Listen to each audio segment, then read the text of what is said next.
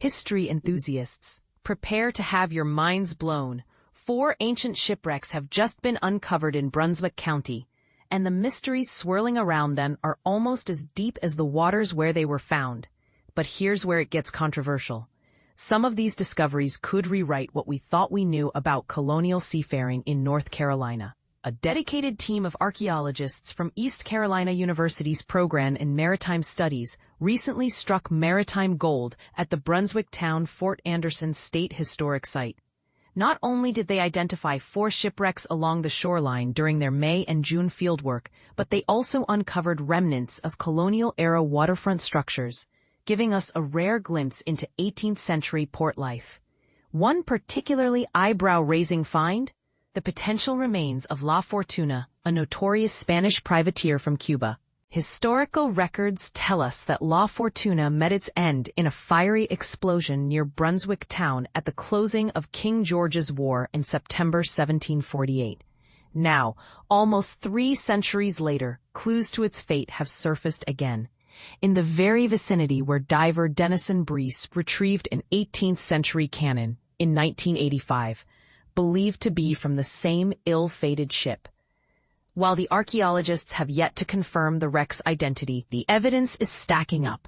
But here's the twist most people overlook. The timbers recovered from the wrecks aren't your average local lumber. Lab tests revealed they are Monterey or Mexican cypress, trees native to Southern California and Central America. This detail strongly points to shipbuilders in the Spanish Caribbean using timber from their own colonies, suggesting a weg of trade and resource use across vast distances even then. As for the other 3 shipwrecks, evidence suggests one was likely sunk purposely for land reclamation along the old waterfront. Another may have been a colonial flatboat. Think of it as an early version of today's utility barge. And the third remains a mystery, waiting for its story to be told. The team also uncovered 2 well-preserved timber crib wharves, a historic marsh causeway, and a trove of other artifacts, each piece adding to the puzzle of Brunswick's colonial past. Dr. Jason Raup, leading the digs, shared his excitement. Uncovering these sites is a rare opportunity. Each structure helps us unravel the story of Brunswick Town and its vital role as one of North Carolina's earliest colonial ports. Plus, they're so well preserved that our students can actually get hands-on experience with real history beneath their fingertips. But, and this is the part most folks miss, these invaluable sites face an urgent threat. Shoreline erosion, fueled by continuous channel dredging, shifting waves, and increasingly severe storms, is endangering what the marsh has protected for centuries. While some of the site's northern shoreline is buffered by living wave attenuators, the southern area hasn't been so lucky. Much is being washed away as the marsh recedes. In response, archaeologists mounted emergency operations, salvaging over 40 shipwrecked timbers, possibly from La Fortuna itself, before the elements could claim them forever.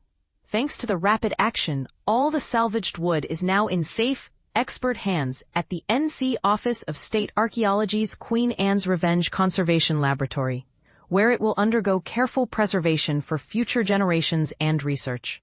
Dr. Raup applauded the collective effort, stating the teamwork behind the recovery and documentation of these vulnerable historic treasures really shows what's possible when we work together to protect our heritage.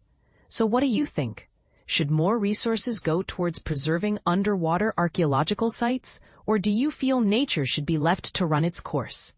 And here's a contentious thought. Could the origins of the La Fortuna timber challenge how we view New World colonial economics and Spanish influence in the region? Dive into the comments. Let's get the debate started.